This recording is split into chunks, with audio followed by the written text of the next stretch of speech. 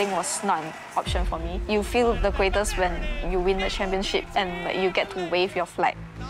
一开始我们是不被看好的队伍，结果我们反而夺冠了。Winning TI is life-changing. TI 就是每个玩家都想赢了一个荣耀吧。Selamat datang ke MPL Malaysia musim ke-10. MPL Malaysia is the longest esports tournament in Malaysia. We initiated together with Muntun back in 2018.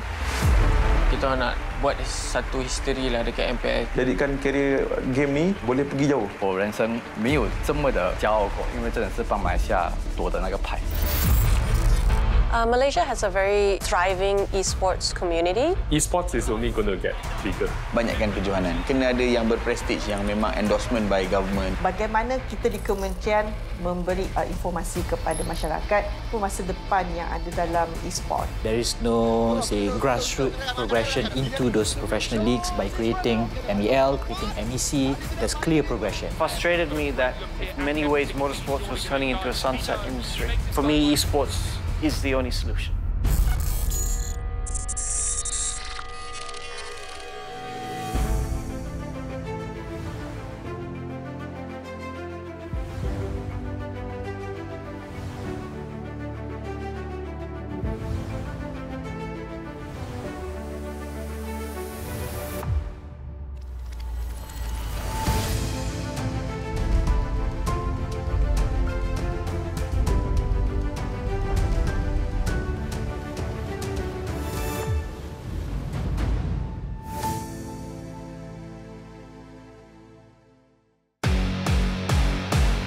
Welcome to the inaugural Commonwealth Esports Championship. It's time to be bringing the heat. Please give a round of applause for Malaysia. So the Commonwealth 2022 is quite an interesting event because for the first time ever, it featured esports as one of its sports titles, eFootball, Dota 2 Open category, as well as the women's category.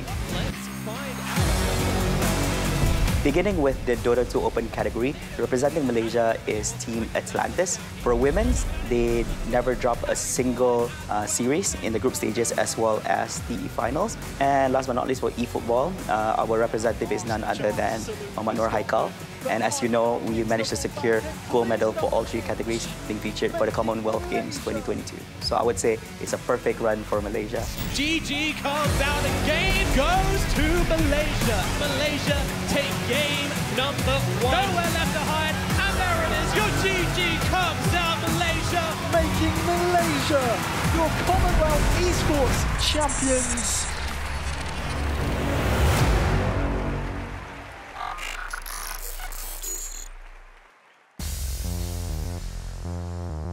Nama saya Haikal. Saya pemenang Sukan Commonwealth untuk 2022. Last chance saloon for Scotland, but Haikal wins the ball back. Haikal is a gold medalist. Yeah, massive achievement for Malaysia. You can see the emotion on Haikal's face, and it's tremendous. And again, congratulations to Scotland. Gave it the best that they could.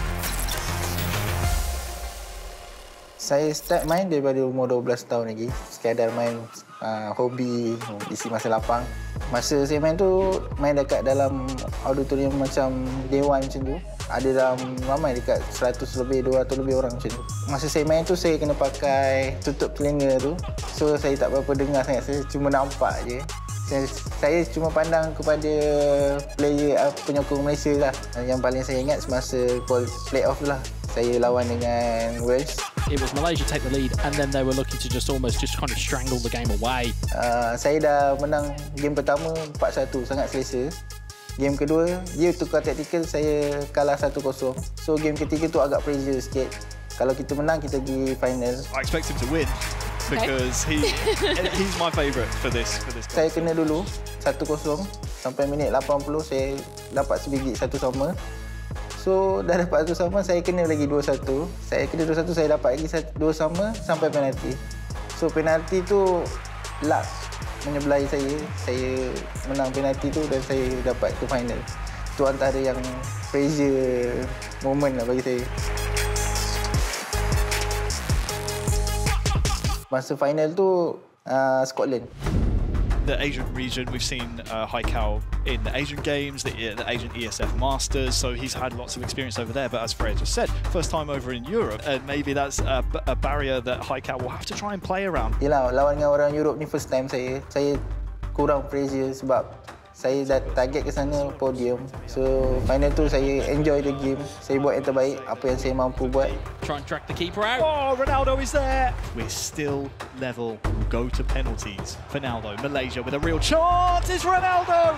And we are into that 1 minute now. Last chance saloon for Scotland. But Haikal wins the ball back and clears it up the pitch. Haikal is a gold medalist. Selepas dia dikalungkan pingat emas tu, saya kena nyanyi lagu negaraku. Depan orang ramai ni, sangat bangga dapat hadiahkan pingat emas untuk Malaysia. Saya takkan lupakan, ini cita-cita saya selama 5 tahun saya kejar ni. So itu antara satu best moment untuk saya. Lepas je saya pulang daripada Commonwealth tu, saya dapat berita yang ayah saya tak berapa sihat. Duduk hospital dalam 2 minggu, so ayah saya makin lama makin drop dan meninggal dunia.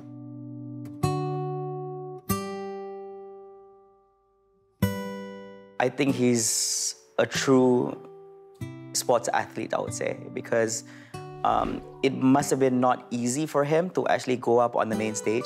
He's fighting for the country in esports, and at the same time as well, knowing that his father is not in good health.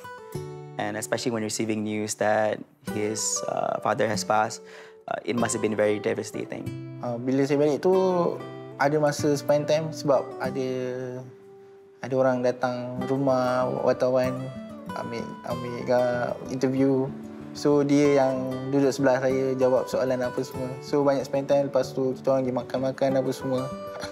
And then tak sangka pula dia boleh sakit macam tu. 2 hari lepas tu dia masuk hospital. So 2 minggu lepas tu makin drop sampailah dia meninggalkan saya waktu tu. Sebelum masa qualifier tu saya dapat beritahu dia yang saya layak pergi ke Commonwealth ni. Dia rasa sangat gembira, sangat happy. Saya rasa bangga lah dapat. So itulah momen terakhir untuk saya bagi dia. I believe as an esports fan and sports enthusiast, we sympathize with what has happened, and we're truly proud to actually have him as an athlete for our country.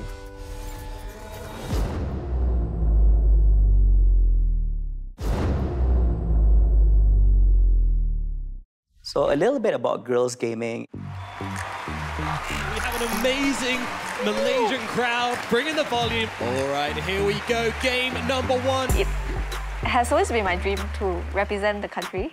Interesting enough, I know most of the players because they are one of the best female players in the Southeast Asia region. This is the first time Commonwealth has like a Dota 2 category and also a women's category. And I thought like if I were to participate, like put myself out there, then you know it can pave a better path to get to like tier 2, tier 1, you know, like higher stakes tournaments. CEC Commonwealth was actually my first actual tournament, like LAN tournament and everything. So it was kind of exciting to be able to participate in such a large-scale event like that. Please give a round of applause for Team Malaysia. A lot of people, they were messaging me, telling me not to be so nervous about being on stage and everything, but the moment I stepped on the stage, I was kind of really excited to play, especially hearing the crowd. This has always been my dream, to play on a big stage representing my country. So yeah, I hope you guys will have a fun game to watch and we'll do our best. Yeah, that's what we want to hear. Having this competition offline at UK, it's something that is really big for me. When I first heard about it, like it does seem a little bit far-fetched because, you know, like very Malaysia and then Dota 2 and then UK, you know, like kind of very hard to connect the dots. But then we qualified, we went there. All I was thinking about was just the competition. Didn't really think about sightseeing or anything else. It was really just a competition for me. So girls gaming, they had their ups and downs. In particular, I would say it's Aurora. She's the so-called famous position 2 player, mid-late player for the team. But who knew she was actually struggling a few matters. not just in the game, but also personally as well, which we got to know after the Commonwealth Games 2022. For the Commonwealth lineup, I was the captain by default. Everyone was just used to me leading the team. I was also playing the mid role. If any experience tells you anything, right, like those two don't go well together in recent Dota meta. It's already increasingly hard for a core player to do that. So let's say like you want to farm your BKB by 15 minutes. But if at the same time you still need to tell your team where to be, you were not paying attention to your surrounding. Yeah, it was very exhausting for me. I mean, they're still waiting though. Aurora is not giving up on this. And Lily, I mean, it's an admirable death. But death shall still come. Because like I have so many responsibilities, right, in the team. Play the core role, I have to command my team around. Like I became very controlling. I can't really contain my anger when things don't go right. So that gave me a lot of anxiety because I'm treading on the line between, I know this is what they need to do, but should I say it? Do I just let them drown in the water and then learn how to swim on their own? But also at the same time, it's like we were already so close to the Commonwealth. Like, I want to win. We want to win. It needs to be done. In the long run, it's like very painful for the team, and it was very painful for me as well. The psychologist was teaching me how to let things go in the sessions that I had with him. Obviously, I understand and I really agree with letting go, but at the same time also I really wanted to win. Losing was not an option for me. Even before we go there, I was telling my team we have to get gold medal.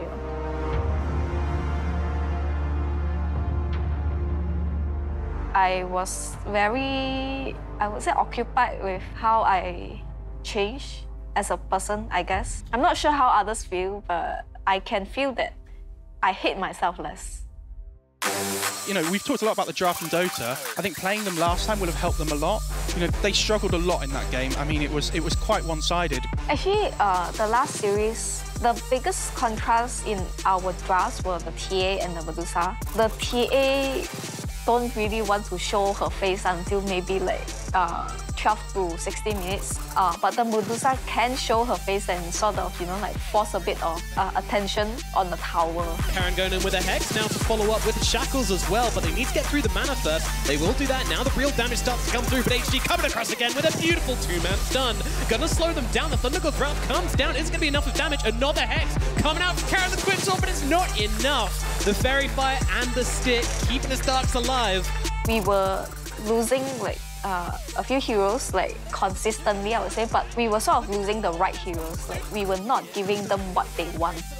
They only keep getting the off lane, the supports. Then slowly, because Medusa is the strongest hero at that time for late game, yeah, England just couldn't come back from there because that's just how the game is. Again, England is under so much threat, so much pressure. The second game, everyone's confidence was just, over the top. The Ancient exposed. Malaysia, they're getting to work. They're going to take down the Ancient. We'll kill off the Wyvern as a little side effect, but there it is. It will be Team Malaysia. A clean sweep for Malaysia as they are the ones to be claiming the gold. Yet another W for Malaysia on the first day here of the Commonwealth Esports Championship. And man, what a fashion for the Dota 2 women's team. I think it didn't sink in fast enough. I was just oh, we won. I know that I won, but I couldn't really feel it yet. When they finally presented the medals, then only I feel it. Oh my god, I did it, You feel the greatest when you get to wave your flag,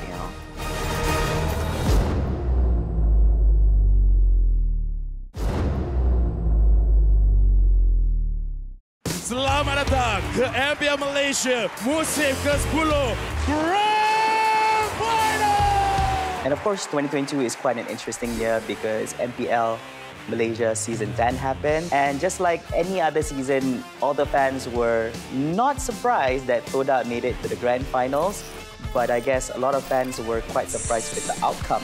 They didn't actually win it. Untuk permulaan season 10, kita orang macam trust lah. Yang kita orang boleh back to back. Buat satu history lah dekat MPL. Bila training untuk MPL season 10 ni, adalah sedikit stres sebab mostly kita orang scrim ada kalah, ada menang kan. Teammate kadang-kadang marah, kadang-kadang kita orang marah sama-sama sebab mistik-mistik kecil lah. People always look at Dota as this big powerhouse when it comes to Mobile Legends in the country. So people would assume that as a team, they will probably have good communications with one another. Probably they will not have much arguments with one another because they've been playing for so long together. You see this kind of arguments still happen even though they perform so well. Yang selalu gaduh Fomes dan Ciku lah.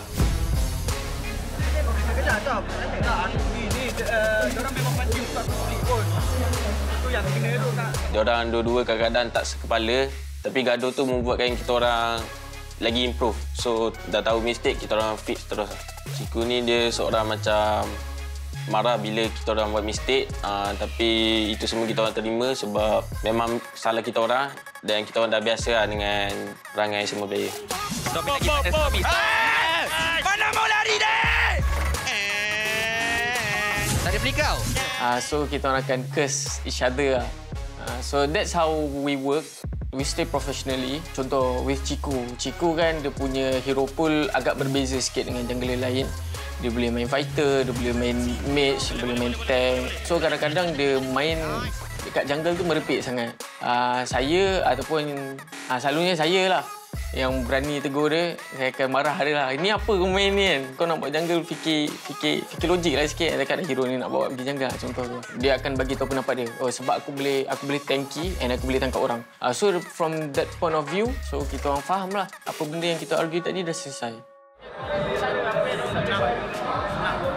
Pada pendapat saya, Moon pula dia jenis orang yang macam chill. In-game pula Moon jadi macam second command, first Ciku dan Moon lah. Mostly kita orang time in-game kita orang tak ada gaduh. Tapi lepas habis game, kalau ada kalah, ada menang, kita orang akan ada gaduh sikit lah lepas match tu. Guys! Batai! Mana tolong jawab! Sebab kalau kita orang gaduh time in-game, akan ganggu gameplay lah. Sebab dia kata nanti champion 5 orang yang angkat piala tu, bukan seorang je. Dekat situ kita orang dah macam chill, reset balik dan next game tu kita orang menang. They won it all. They went through the upper bracket. They had the least amount of matches because they didn't have to get kicked down to the lower bracket itself. So they are the first to arrive at the grand finals. Things were a little bit different for Team Huck. A lot of people would remember that they were actually knocked down to the lower bracket by Orange Esports. Quite tough, I would say, for Team Huck right there, especially knowing that this is actually their first entry into the Mobile Legends Professional League MPL Season 10. Kita ingin menunjukkan kepada anda semua playoff bracket terkini. Kita orang sebab nervous sebab first time main open area, and then lagi satu draft Orange Esports mungkin lagi baik. Tak nafi juga gameplay Orange Esports berubahlah selepas break selama 2 minggu. So di situ kita orang macam shock lah. Ada satu momen tu dia boleh tangkap kita orang punya core and then dia orang turn balik table sehingga dia orang boleh menang untuk game tu. Kat situ dia orang dapat manfaatkan dan comeback ke atas kami untuk menangkan game. So lepas habis game tu kita orang ke backstage. Kat situ Panda sebab dia orang yang paling emo. So dia banyak marah sebab apa kami buat macam ni, kenapa tak ikut cakap dia. Kami ingat lah mistake kami, so kami cuba untuk baiki balik dan reset lah untuk the next game. All season long, Orange Esports has been looking strong. I think a lot of people didn't put much faith in Team Huck because it's their first entry. So their first win over Team Huck was kind of expected. Dekat final lower bracket, kita orang telah jumpa Orange Esports untuk kali kedua. Daripada Orange Esports dan juga pasukan Team Huck. So dekat situ kita orang punya momentum sebab selepas menang street dengan Red Esport dan juga Rezi MY, so kita orang yakin dapat mengalahkan Red Esport. Walaupun kali pertama kita orang kalah, tapi itu tak mematahkan semangat kita orang untuk memenangi game kedua kali ini. Terlebih dahulu Tetel dapatkan oleh Gary, tapi tarikan daripada Fatal Link cuba untuk mendapatkan seorang pemain Subway. Akan dikombangkan terlebih dahulu Neo bersorangan dekat bahagian belakang. Apa yang dibuat? Mungkin akan ditumbangkan terlebih dahulu, dikejar oleh dua orang pemain pasukan Hulk, dan itulah dia double kill diberikan kepada Panda. Ini kita orang dah kaji, telah memahami cara orang e-sport dari segi drafting. So dari situ 100% percaya pada pub draft apa je kan, kita orang akan follow je. So kita orang akan main cara apa pub lah. Belis akan ditumbangkan, tapi walau bagaimanapun aim ketiga ini masih lagi bertahan. Pasukan Hulk sepertinya diambang kemenangan, diambang di mana mereka berjaya untuk melunaskan dendam mereka di upper bracket. Bukan sahaja menang di lower bracket final, tetapi sekaligus wakil di M4. Interesting enough, Min and Man, both of them currently in Team Hawk, and previously they were with Orange. It is quite nice to see them going up against Valence, because back then they were teammates and now they are so-called rivals. Man and Min, we were best friends, so whoever gets to go to M4 is good lah, because we need a better team for Malaysia. When they win, I went over just congratulate them, then just give them a hug. And for Team Hawk, I'm very sure that there was a memorable moment for them to actually be in the grand finals as a first-timer in a professional series. Tahniah sekali lagi diucapkan kepada pasukan Team Hawk. Dua tim terkuat di Malaysia. Hanya satu saja yang akan dinobatkan sebagai juara. Namun perlawanan akhir kita dengan Team Hawk sememangnya tidak dapat dijangkakanlah, yang mana kita tertewas. Jadi kita memulakan grand final kita dengan langkah yang tidak berapa kemas. Kita kalah 2-0, kemudian rehat. Dan apabila rehat tu, pop, kita dapat balik 2-2. Jadi bersesuaianlah dengan Todak Soccer Tegal. The Comeback King. Kita dah kalah, kita boleh bangkit balik. Inilah pasukan Todak, comeback yang dilakukan, Raja Comeback yang telah berjanji. Momen tu kita orang comeback, sebenarnya kita orang bukan overconfident, tapi gameplay kita orang tak sama macam sebelumnya kita orang main. Untuk game kedua terakhir diorang menang daripada segi drafting lah. Kita orang pick Mino and Grok, and diorang pick Biggie with Dairot. Kita orang cakap suruh ban Irogeri, tapi kita orang tak ban sebab kita orang boleh counter lah Irogeri tu, tapi mistake dalam gameplay kita tak dapat counter dia.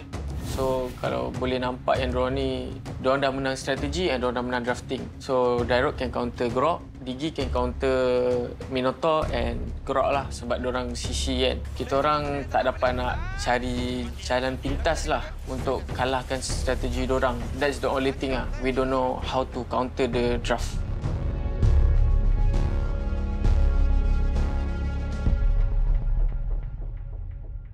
Gary, pemain daripada Team Hawk, nampak sangat kukuh, nampak betul-betul tahu apa yang perlu dilakukan, menyebabkan pasukan Todak sedikit kucak-kacir.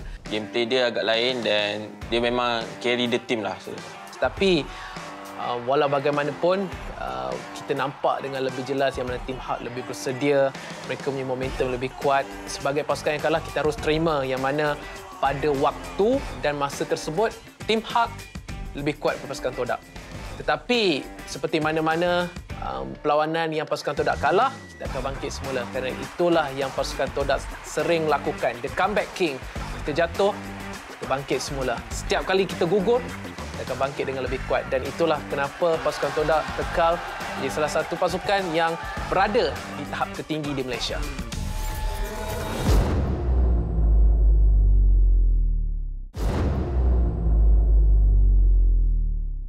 如今的电竞职业选手跟职业运动选手一样，拥有固定的收入和上班时间，也可以赢取上百万的丰厚奖金。I think, as we all know, although esports looks great, it's still not fully accepted in the eyes of the public, especially when it comes to the acceptance by parents. But for some, there are parents out there who do truly support in whatever the child do. It's always there behind their backs.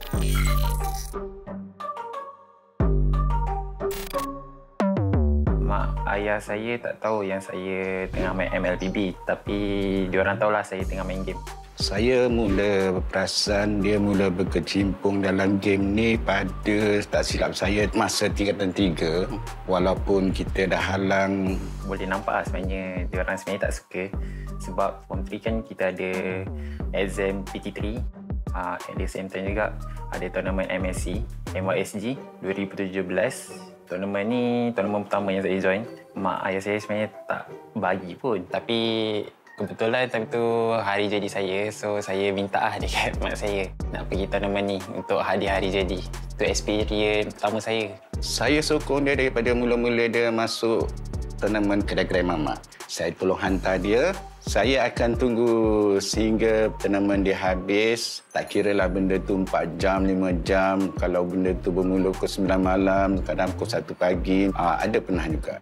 Ayah dia ni macam apa anak-anak yang dia nak, dia bagi dia lebih macam fleksibel lah daripada saya. Saya sebagai ibu memang tekankanlah pada pelajaran lah sebab kita pun tahu kan sekarang ni kalau macam anak-anak terbiar je kan buat apa dia orang suka, jadi kita takut dia orang tak berjaya nanti dalam hidup kan. Jadi apa-apa pun pada pendapat saya lah mesti pelajaran kena utamakan lah. Tak boleh tinggalkan macam tu je walaupun sehebat mana pun kamu main. Definitely parents are concerned about their kids or their children getting involved in esports. If you say a few years ago, there's no good example of whether they can make a career out of it. But I think things are changing. Your champion SMD!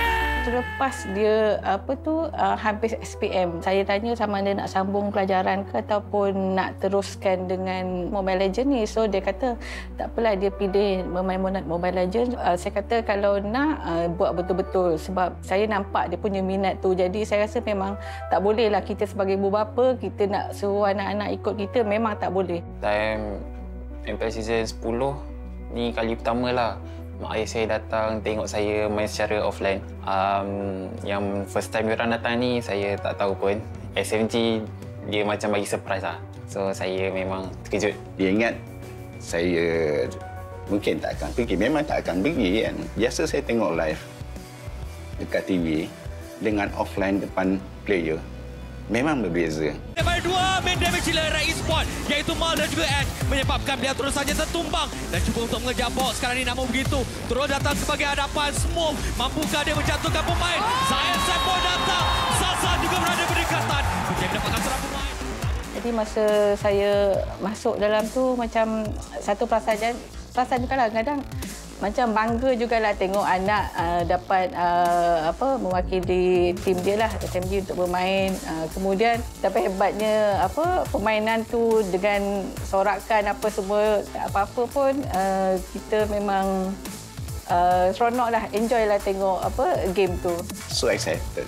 Dia memang masa dia naik ke pentas dia memang dah tahu. Sampailah satu masa dia punya teammate dia bagi tahu.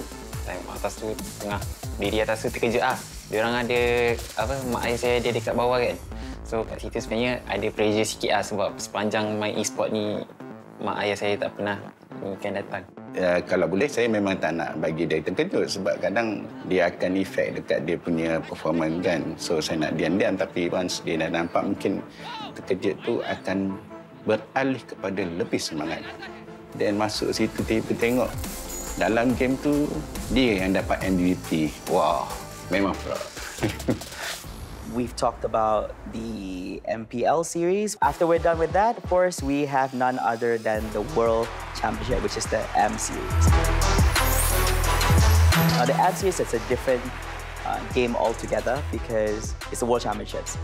And it is an opportunity for every single country in the world to show which country is the best Mobile Legends country. International, Philippines. Philippines and Indo, like always, they are very strong with the strat, mechanic and micro. Actually, untuk M4 ni, target kita orang memang kita orang try to target the top 2. Kita, disebabkan kita ada Mox and Najim, forum yang dia orang kasih tu penting untuk kita orang and kita orang akan ambil berat benda tu. Time kita orang kalah dekat MPLI tu, kita orang having a new mindset and good mentality. Perbezaan kali ni is maybe kita orang akan try to fix everything yang kita orang silap, mistake. If kita orang ada mistake, sometimes tu kita orang takut untuk bersuara. try to duduk dekat tempat yang sangat-sangat selesa. If kita orang kalah, then kalah.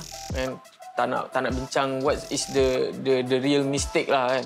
So maybe lepas ni kita orang akan focus on the mistake. If we want to achieve something, we need to stress a bit lah, I think. Just need to take it differently lah. Tak boleh nak, oh aku stress, aku tak boleh buat. So macam nak kena fikir berbeza daripada orang lain lah. I think we can all agree that mobile esports is growing exponentially, especially in South Asia. In a good way, it's good, that benefits us. In a bad way also, it's creating more harder competitions. The teams from other regions are getting better and better. If we look at the PUBG Mobile Global Championships, we're quite confident that we're actually one of the strongest regions, but somehow that's not the case. Team Secret telah berjaya menjadi juara anda. When we just started, the first to fourth season, I think we had a very good performance. We had champions, we had number 2s, number 3s. And I think the biggest reason for it, I think, was Matoy at that time. Matoy had more understanding of the game compared to all the newer teams at that time. As time went by, all the different teams, all the different players, all the new players, and they all started having coach and analysts and everything. And we didn't expect them to catch up and level with us so quickly. I think we have a lot of work to do to improve our performance. So although Team Secret didn't make it to PMGC this time, but we have a different team representing Malaysia, which is UDO Alliance. The first one kita main season 4. Kita tak lepas C. Tapi kita dapat nombor 3 dalam Liga. Tapi kita tak lepas GC. Sebab grand final tu kita orang cok lah first time. Macam biasa first time tak tahu macam mana orang main. First time masuk PMPL and tak lepas. Next season kita orang main balik, kita orang lepas. And kita orang kat nombor 11 atau 12 lah masa hari pertama. After match akhir pun kita orang still dekat takut yang sama, which is 11 and 12. Next day kita orang try reset and dapatkan momentum baru untuk hari kedua sebab kita orang nak kejar champion. Walaupun nampak jauh tapi kita orang rasa benda tu tak mustahil. And after match tu kita orang dapat chicken dengan jumlah kill 12. Masa tu ada team 2E dengan GD. Kita orang push 2E. At the same time GD push kita orang and kita orang dapat clean fight dengan both of team. So after game tu kita orang punya momentum, confident dengan cara main untuk kita orang catch up balik. After game tu kita orang jam nombor 6.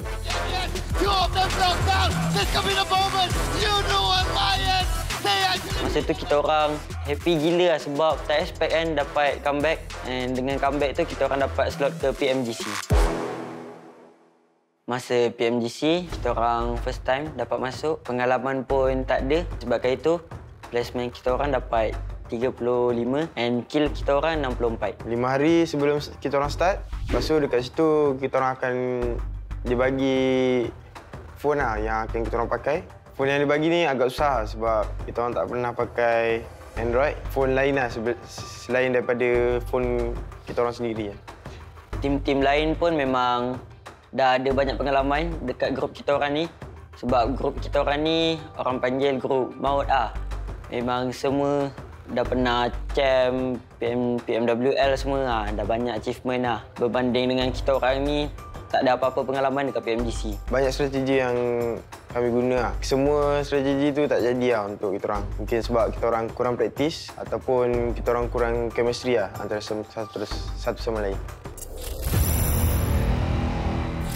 PMGC 2022 bukan setakat 16 tim sahaja yang bersaing untuk pergi ke Grand Final merebut 13 slot, tetapi 48 tim yang terbaik di antara yang terbaik di region mereka sendiri, di negara mereka sendiri. Bayangkan daripada 48 tim, anda dah pergi ke peringkat global. So itu bukan satu perkara yang mudah. Ya betul, mungkin anda telah pun melakukan preparation setahun, 2 tahun.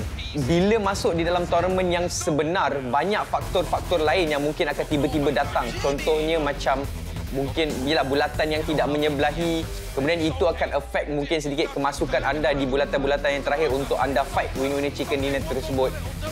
So banyaklah sebenarnya cabaran-cabaran yang tidak dilihat.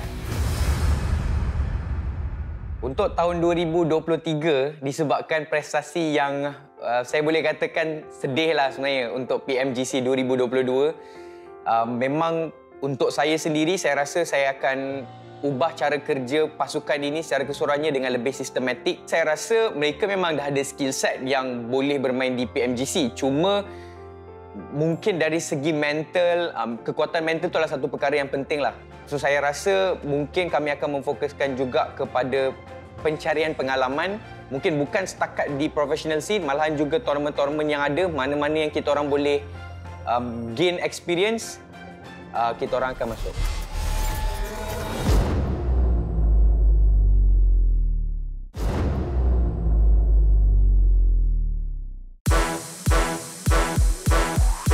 So let's talk a little bit about brands. I think back then when brands tried to enter the esports market, it was a little bit different because it was all about giving money with hopes that you'll perform well, you win first place in big tournaments and more. But now brands play a much bigger role where they actually contribute in different other ways. Back then, most of the esports teams is recognized or called an esports team because they are one title specific. But things have changed through the years, and right now, a lot of main esports team, they have actually morphed to become an esports organization whereby they have proper structure in place as a company, and they normally are involved in more than one titles in more than one different platforms. Now, you still get esports team, but for teams that are more structurally inclined, you will get them to be called as an esports organization, and you normally will see them having more than one teams.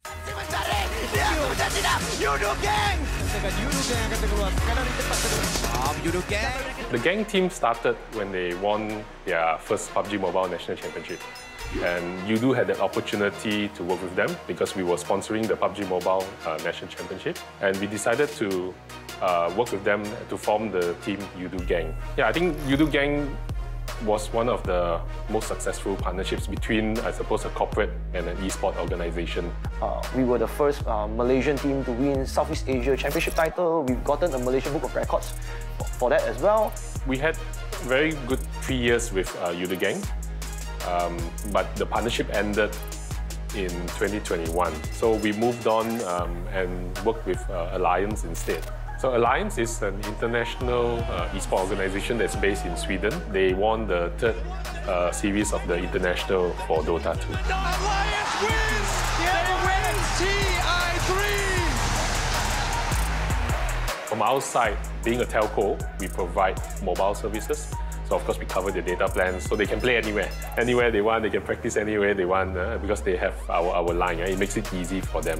So what we do get involved is, like, for example, we give them media training, how to deal with the media. So these are things, the more non-playing side of things that we support. Yeah, so I think the story of like how Sam9 came about, back then we were a company called Wolf Esports. So Wolf Esports, we were a esports and management company. How we conceptualized Sam9, it was through one of our existing partners and on-ground client at that time, which is CGM. They are one of the majority stakeholders of Sam9. So back then, they engaged my company to actually produce for them esports organization. So we developed this brand and concept for them called Sam9. And then opportunity arise whereby on C-Gamer Mall, CGM side, they felt that like we can do more. We can grow this Sam9 to become a household name. So at this point where we are at, Sam9, obviously, we are, me, myself, and C-Gamer Mall, and another partner of ours, Icon Digital. We partnered up, and then we are now this cumulative group. That everything's, our esports initiative is run it as Sam9. For us at Sam9, we want to be more focused towards mobile gaming because in this part and this region, mobile gaming is where the traction is where the users are, is where the fan base is. We still look into PC games, don't get me wrong, but we want to be more heavier focused on mobile gaming. So like under Sam9, our main mobile game teams, we have obviously our anchor game, PUBG Mobile. Second one is Sam9 Wild Rift. It's a mobile genre game on mobile by Riot Games as well. And we have a Free Fire team. It's a first-person shooter by Garena. We are also exploring Mobile Legends as well, at least for the next 2-3 years to come? So in Malaysia, we're very lucky. In the past few years, we have held numerous amount of international level tournaments. And because of that, it's managed to attract a lot of people from outside of Malaysia to come into Malaysia. Definitely huge contribution by esports towards our country's economy. Morning, Malaysia! How are we doing? So you all here ready for Grand Finals Day of ESL 1 Malaysia?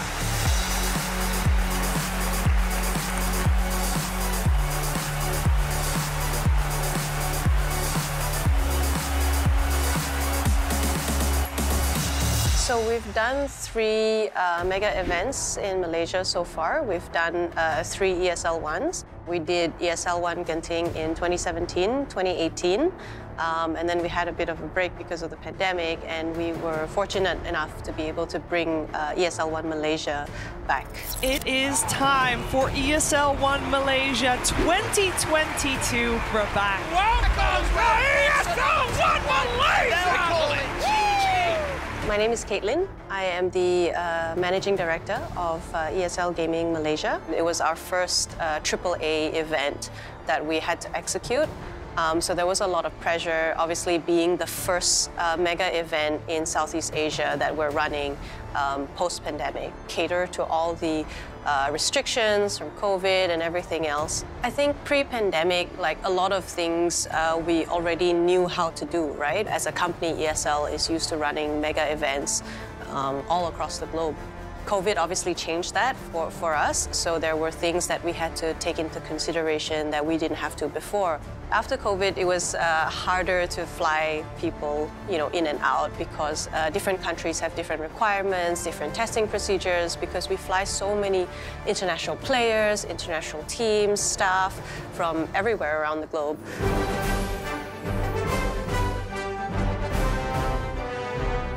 For this event, yes, we did collaborate with Genting.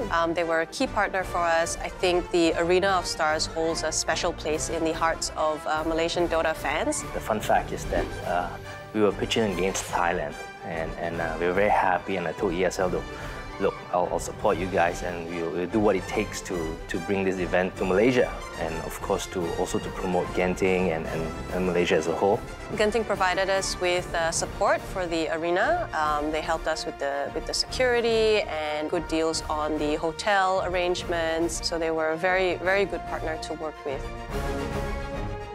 Well, we see a good opportunity and the future of our business in esports, where we bring in a diverse demographic of people that comes to visit the resort. And of course, now we have got new properties around the resort, where Skyworld is one of our biggest property. We spent over $1 billion to build a theme park, and we're happy to expose our property to new demographics of people and to keep us very relevant to the market today.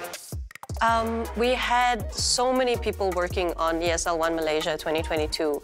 It takes about 400 people to put on an ESL 1. Okay, when we have the next here, I'll bring Around 250 of that are internal ESL staff. Of those 250, 80 are international, so we flew in about 80 people from all around the world, all different expertise to execute the event. We have so many departments that work on ESL 1 locally and globally. We start with, of course, the project managers who pull the whole event together, but we also have a very strong brand partnerships team.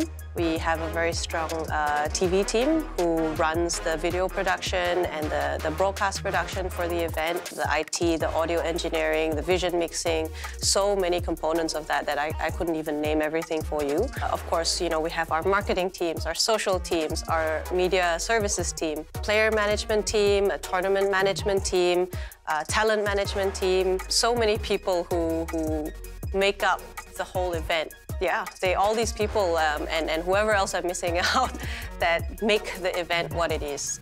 It really is, it's the people.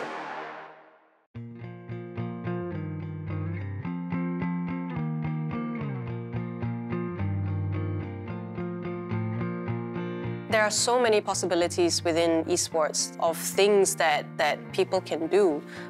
It really is like any other job. The misconception is that people who work in gaming, you just play games all day, and that's not the case. It's hard work, and it's very much based on traditional sports as well, just with a focus and a passion for games. The premium tickets were sold out within 10 minutes, and we had people calling us up, asking if they could get tickets, and we're like, I'm sorry, we released all of them. You know, so it was really, really amazing. The crowd was wonderful. We had about 15,000 people across 3 days.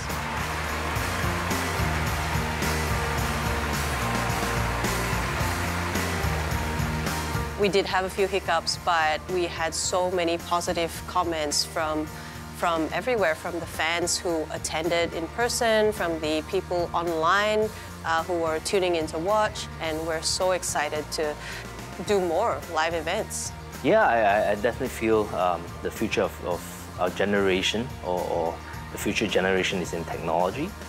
And esports is one of them. You know, it's in the SEA Games, it's in the Asian Games. It's something that we definitely need to invest. And we think that this investment will give us a lot of benefit in the near future to the new generation. When we talk about esports, where it all started, everyone's gonna say Dota. It's always known for the international or TI. 因为你赢了，就代表你是那一年最强的队嘛。电竞它真的不是在打 game， 它真的是一个职业。Because it offers a really huge prize pool and is the biggest in the world. 人去已经是一个很满足的事情了，结果我们去到那边反而夺冠了。That's what every single Dota 2 player is aiming for, becoming the world champion. 1, 2, 3. Suncycle is consistently innovating to improve overall gaming experience through high-quality products and after-sales service. Therefore, we developed Carex, a mobile app that is prioritized to address warranty registration and submission issues.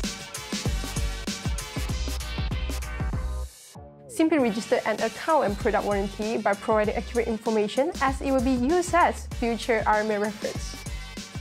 You may submit an RMA request if your product is malfunctioning. It's just as simple as few clicks away, and you will receive the RMA case number for your record.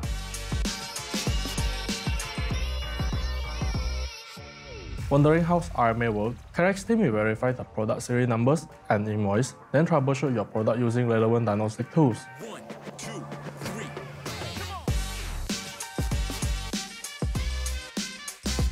Once the product has been repaired or replaced, you'll be alerted by the Carex app when it's ready to ship or pick up. You are also able to trace the entire RMA process through the Carex app. Carex is also a platform for first-hand and exclusive news, as we will deliver you our weekly newsletter to feed you the latest information. For more information, feel free to visit our Carex Facebook page.